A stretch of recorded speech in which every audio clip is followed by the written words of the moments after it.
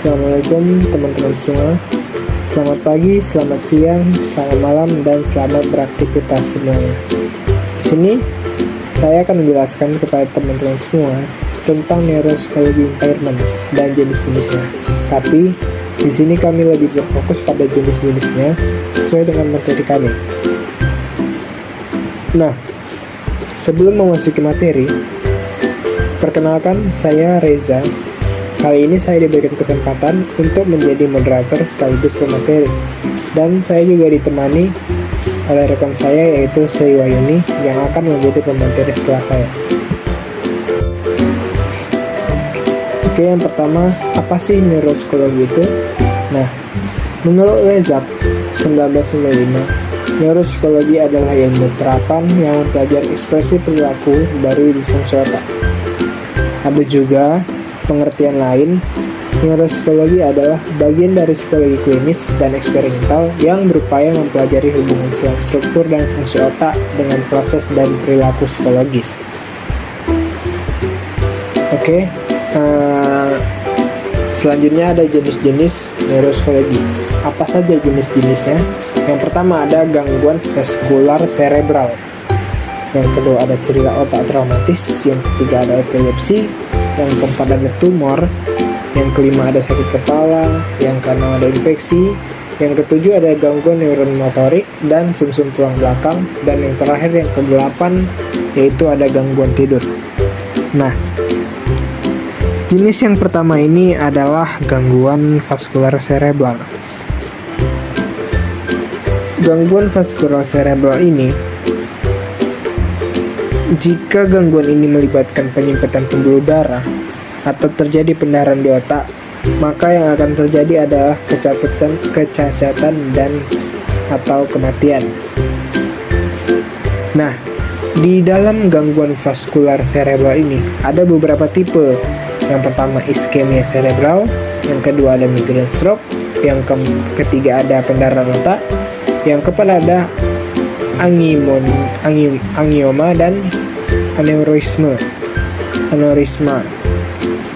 Maaf. Oke, yang pertama itu ada tipe iskemia cerebral. Apa sih tipe iskemia cerebral ini? Nah, tipe ini memiliki gejala yang disebabkan oleh penyumbatan pembuluh darah. Makanya iskemia cerebral ini, jika terjadi iskemia cerebral, maka berujung dengan kematian seperti yang saya jelaskan tadi.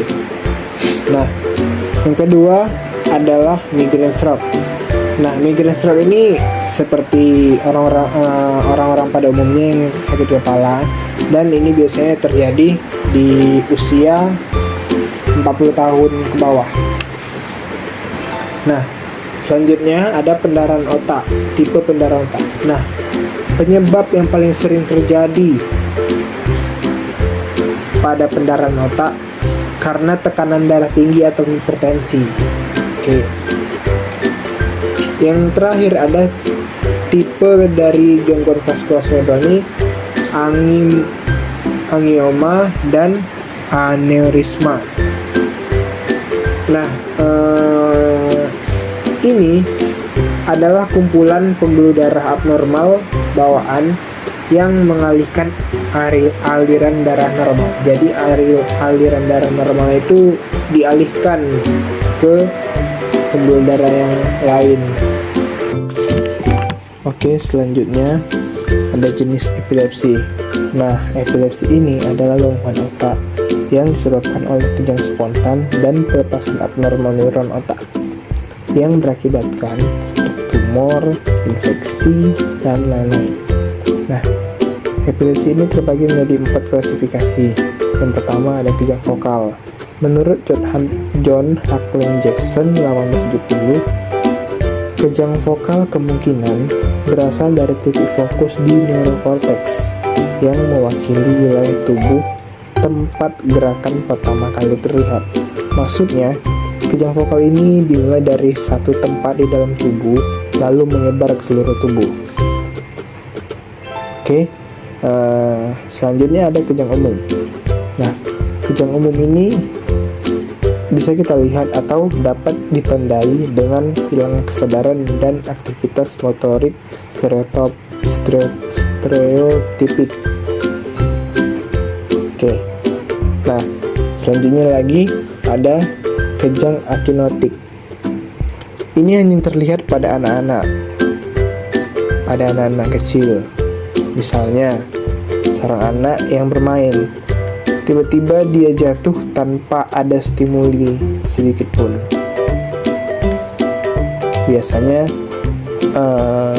direkomendasikan kalau terjadi seperti itu dilakukan safety lah di sekitar misalnya pakaiannya atau apapun yang bisa membuat anggota tubuhnya luka.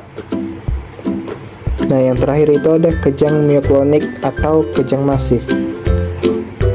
Kejang ini adalah eksistensi tubuh yang tiba-tiba, misalnya tanpa ada apa-apa, tiba-tiba kita nangis, tiba-tiba kita teriak, seperti itu kalau kejang masif ini.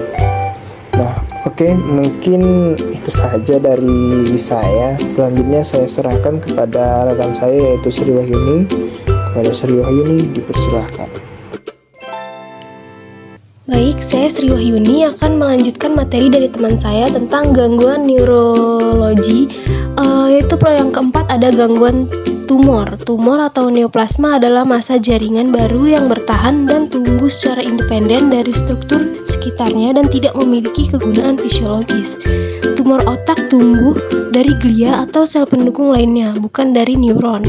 Tumor jinak tidak mungkin kambuh setelah pengangkatan, sedangkan tumor ganas sering progresif dan mengancam kehidupan. Meskipun ada alasan yang baik untuk membedakan antara tumor jinak dan ganas, tumor jinak mungkin sama seriusnya dengan tumor ganas karena tumor otak jinak sering tidak dapat diakses oleh ahli bedah.